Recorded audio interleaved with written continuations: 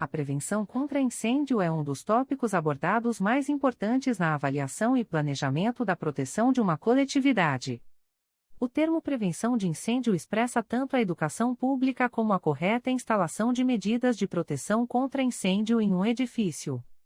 As atividades relacionadas com a educação pública consistem no preparo da população, por meio da difusão de ideias que divulgam medidas de segurança para evitar o surgimento de incêndios nas ocupações.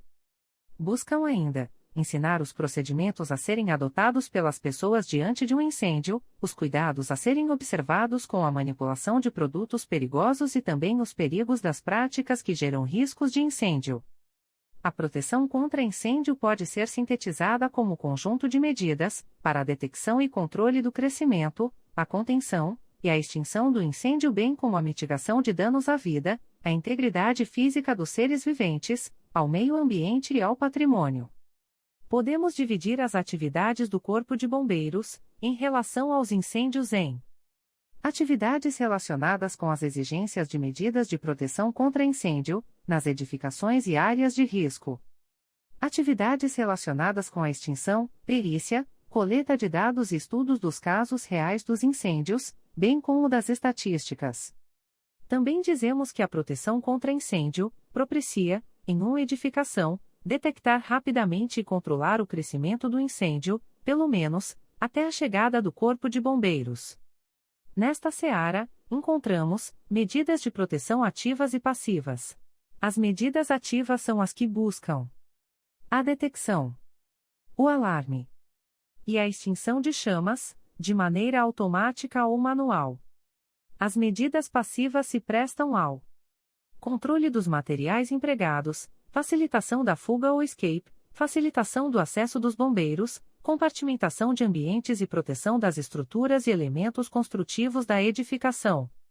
Muitos itens servem para dar sustentação e continuidade dos serviços de extinção do fogo.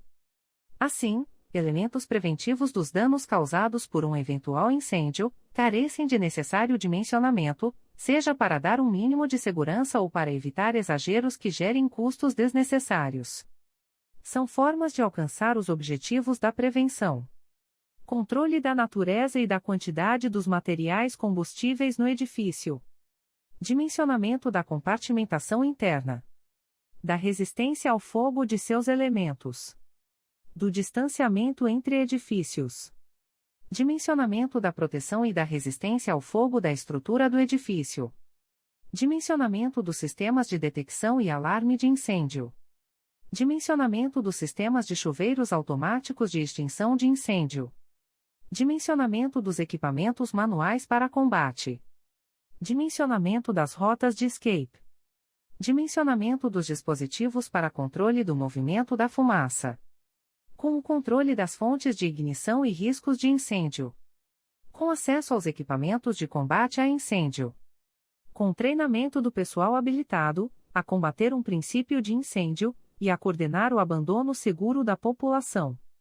Com o gerenciamento e manutenção dos sistemas de proteção contra incêndio instalados. Por fim, com o controle dos danos ao meio ambiente decorrentes de um incêndio. Medidas de proteção passiva. Isolamento de risco. Este isolamento se difere da compartimentação, pois nesta, somente se busca evitar o alastramento do fogo dentro da edificação, pelo menos durante algum tempo, ou seja, até a evacuação do prédio, ou até o controle do incêndio pelas equipes de combate. Pois bem, existem maneiras de isolar, realmente, em termos de impedir a passagem do fogo, uma edificação da outra. São elas: impondo barreiras entre edifícios contíguos ou muito próximos. Ou impondo um afastamento seguro distanciando as suas fachadas.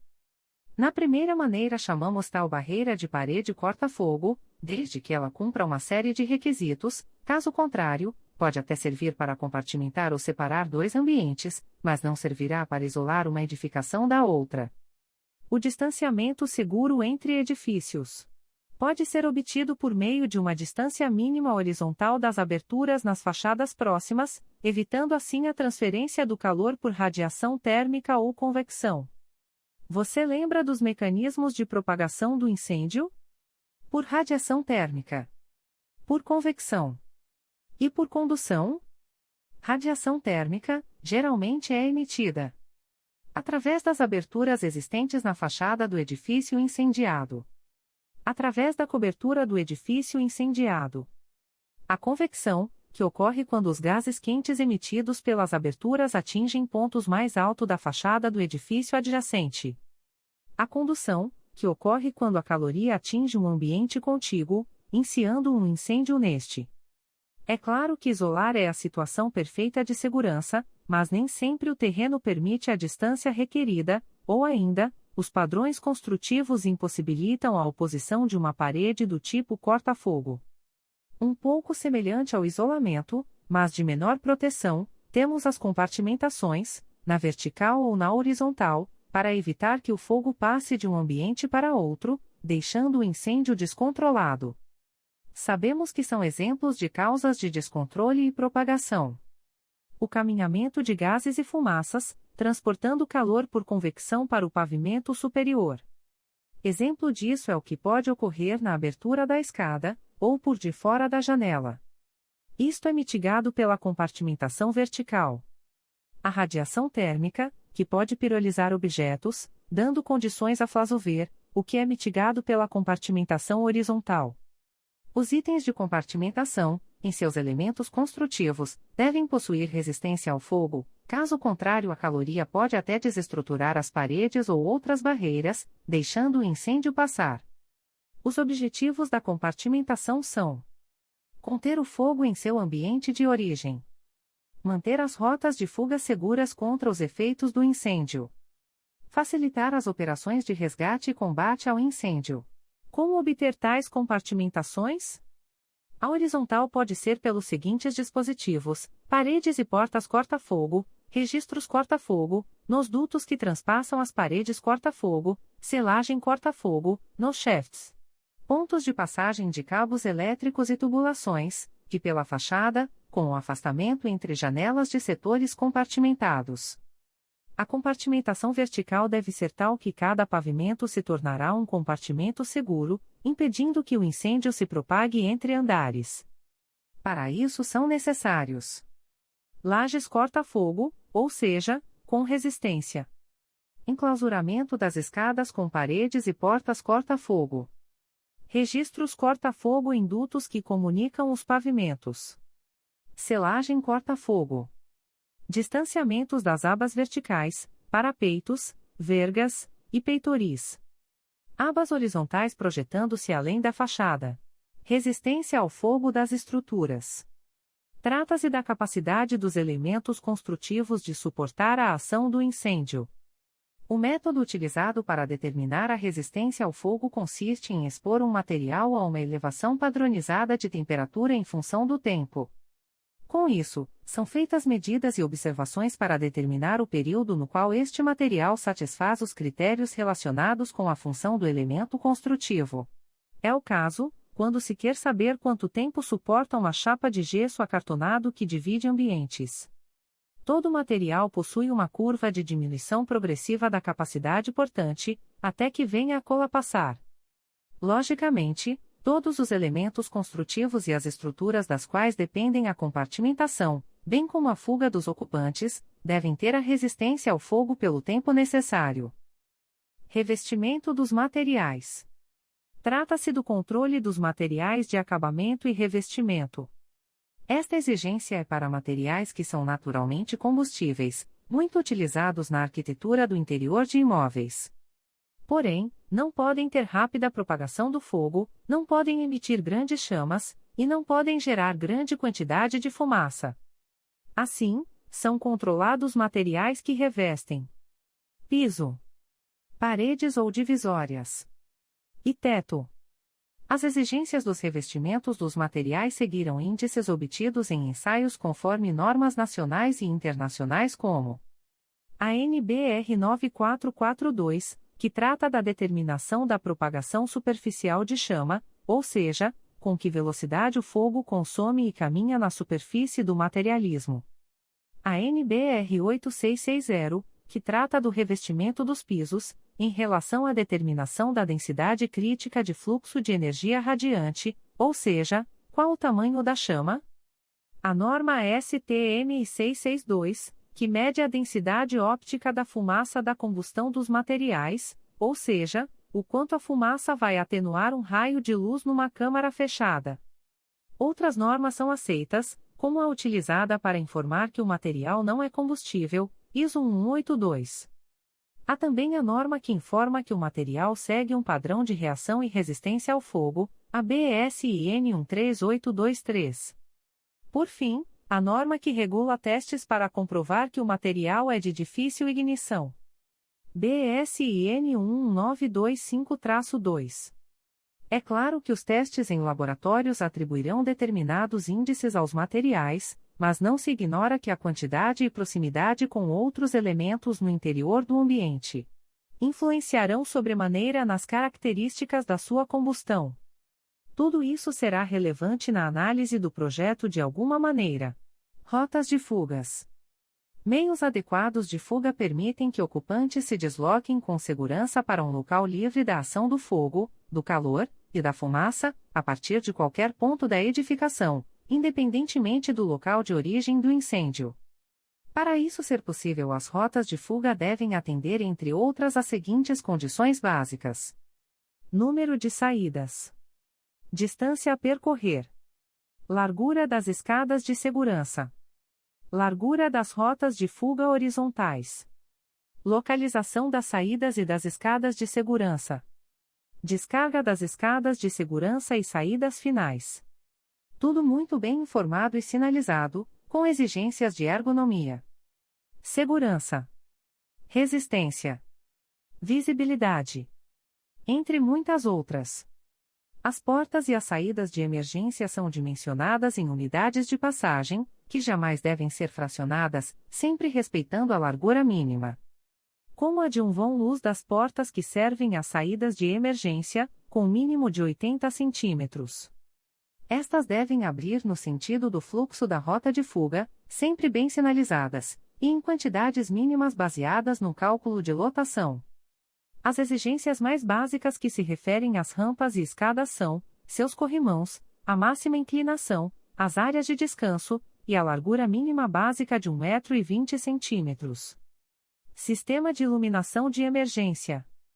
A iluminação de emergência para fins de segurança contra incêndio pode ser de dois tipos: de balizamento, associada à sinalização de indicação de rotas de fuga; de aclaramento, destinada a iluminar as rotas de fuga. A iluminação de emergência se destina a substituir a iluminação artificial normal, que pode falhar em caso de incêndio, por isso deve ser alimentada por baterias ou por motogeradores de acionamento automático, para funcionar imediatamente a partir da falha de energia. A iluminação normal também será considerada de emergência quando houver uma comutação automática para a fonte de energia substituta. Neste caso, a iluminação de emergência é denominada permanente. Não permanente é quando há uma instalação separada de iluminação que ficam em stand-by, para funcionar quando houver queda de energia da iluminação normal. Elevador de segurança são elevadores especiais para grandes edifícios e têm a diferença de apresentarem a possibilidade de serem operados pela brigada do edifício ou pelos bombeiros também por estarem localizados em área protegida dos efeitos do incêndio. Acesso a viaturas do Corpo de Bombeiros. Muito importante é também a aproximação de viaturas com escadas e plataformas aéreas para realizar salvamentos e combates.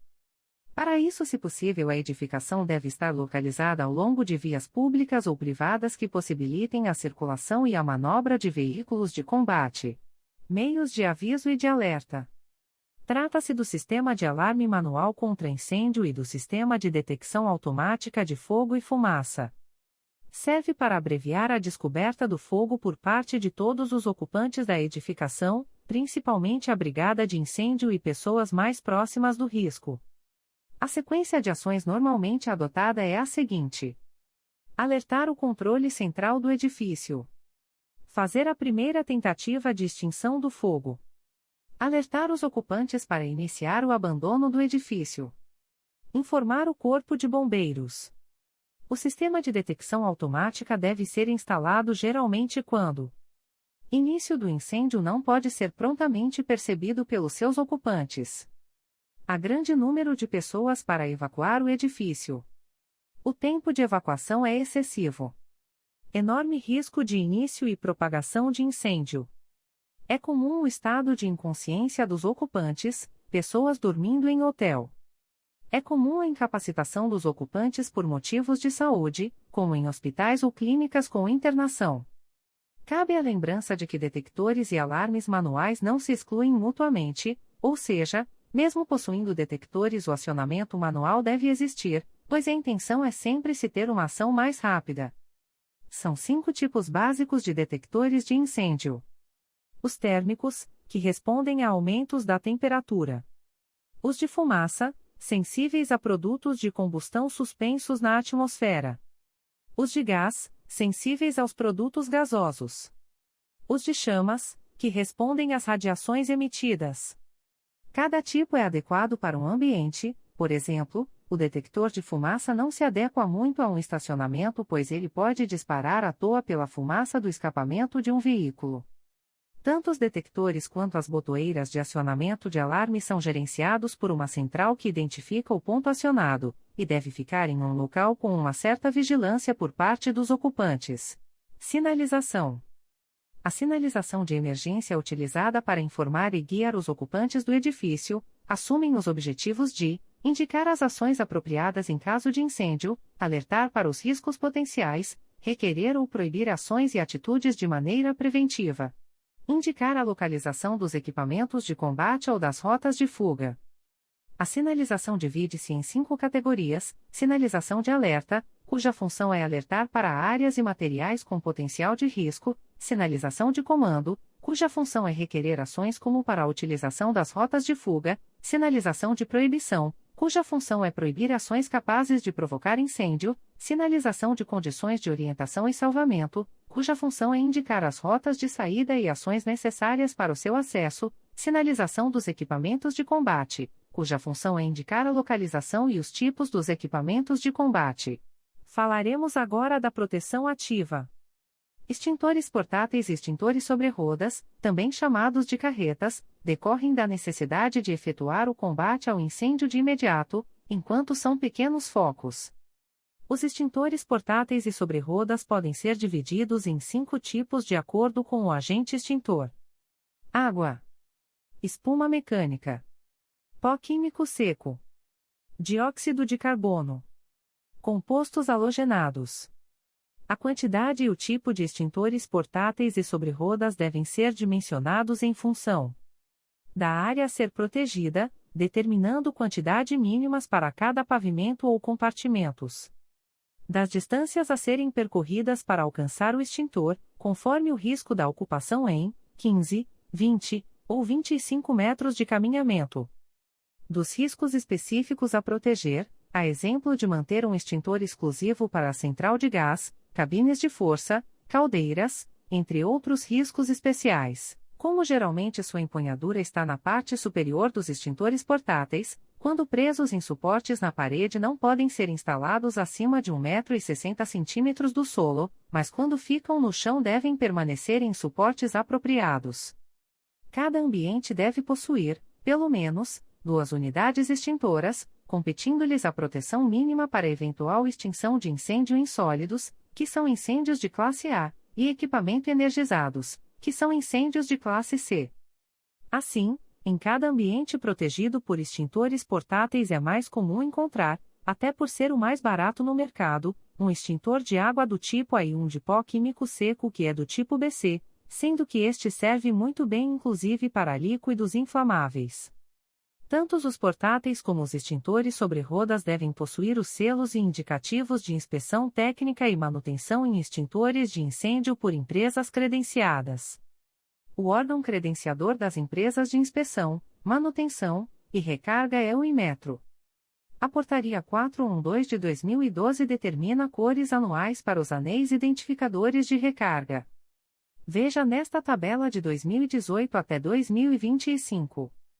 Se esta recarga tem duração de 1 ano nos extintores portáteis, por todo o ano de 2022 é possível encontrar anéis branco, extintores recarregados em 2021, e anéis azuis, aqueles que já foram recarregados em 2022. Assim, em 2023, encontraremos tanto azul quanto preto, assim por diante. Além do anel, há também os selos de identificação de conformidade. Sistema de hidrantes. É um conjunto de instalações hidráulicas composto por reservatório de água, que pode ser subterrâneo, ao nível do piso, ou elevado. Sistema de pressurização, acionado manualmente ou automaticamente. Conjunto de peças hidráulicas e acessórios. As mais observáveis na vistoria são a adaptação para o encaixe da mangueira na saída do tipo Stors, os esguichos, a chave de mangueira, e obviamente a mangueira. Além destas, cabe observação dos registros utilizados, das válvulas de retenção, e outros conforme o sistema instalado. Temos também a tubulação, cujos diâmetros são determinados por cálculos hidráulicos. O Corpo de Bombeiros pode utilizar a rede de hidrantes predial, sendo assim devem ser instalados hidrantes em todos os andares em local protegido dos efeitos do incêndio. Como nas proximidades das escadas de segurança, que é onde o bombeiro certamente se lembrará de procurar. O registro de recalque é para possibilitar a bomba do caminhão de bombeiros pressurizar o sistema predial, assim este deve ser um prolongamento da tubulação até o exterior da edificação. O dimensionamento da bomba leva em conta a pressão e a vazão mínima que terá os dois hidrantes mais desfavoráveis, ou seja, aqueles em locais mais elevados ou distantes da fonte de pressurização. Outro sistema que pode ser adotado no lugar dos tradicionais hidrantes internos são os mangotinhos, que apresentam a grande vantagem de poder ser operado de maneira rápida e por uma pessoa. Sistema de chuveiros automáticos. Muito conhecidos como sprinklers, estamos falando de uma rede hidráulica pressurizada onde diversos aspersores de água são instalados em pontos estratégicos. Atualmente é considerada a medida de proteção mais eficaz quando a água for o agente extintor do material combustível. Deve ser utilizado nas seguintes situações: quando a evacuação rápida e total do edifício é impraticável, quando o combate ao incêndio é extremamente difícil, quando se deseja projetar edifícios com pavimentos de grandes áreas sem compartimentação. Lembramo-nos dos arranha-céus, onde se leva muito tempo para descer as escadas. Mas principalmente, estoques. O fluxo de água é impedido por uma peça segurada por um elemento termosensível, que se rompe por ação do calor do incêndio, permitindo assim a descarga d'água sobre as chamas. Sistema de espuma mecânica. A espuma mecânica é amplamente aplicada para combate de incêndios em líquidos combustíveis e inflamáveis. Sabemos que sua atuação baseia-se na criação de uma capa de cobertura sobre a superfície livre dos líquidos, com a finalidade de separar combustível e comburente, oxigênio, impedir e reduzir a liberação de vapores inflamáveis, separar as chamas da superfície dos combustíveis, esfriar o combustível. Temos variados tipos de espuma e suas aplicações não são tão simples.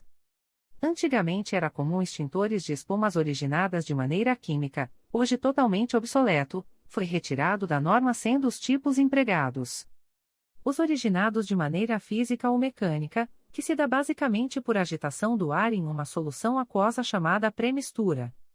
Os tipos de espumas vão se diferenciar ainda pela composição, de base proteica ou sintética, pelo coeficiente de expansão, se baixa, média ou alta expansão, e por características de extinção. Quanto à principal forma de atuação, chamamos a atenção para o tipo AFFF ou A3F, usado para formar uma fina película sobre a superfície do combustível. Os sistemas de aplicação de espuma podem ser por câmaras de aplicação fixas, nos tanques ou nas bacias de contenção alimentados por reservatório e dosadores de espumas igualmente fixos. Estes são os sistemas fixos. Há ainda os sistemas semifixos, que misturam componentes fixos e móveis. Já os nos sistemas móveis, tanto reservatórios, dosadores, lançadores, esguichos ou canhões de espuma são levados até o tanque em chamas. Brigada de incêndio.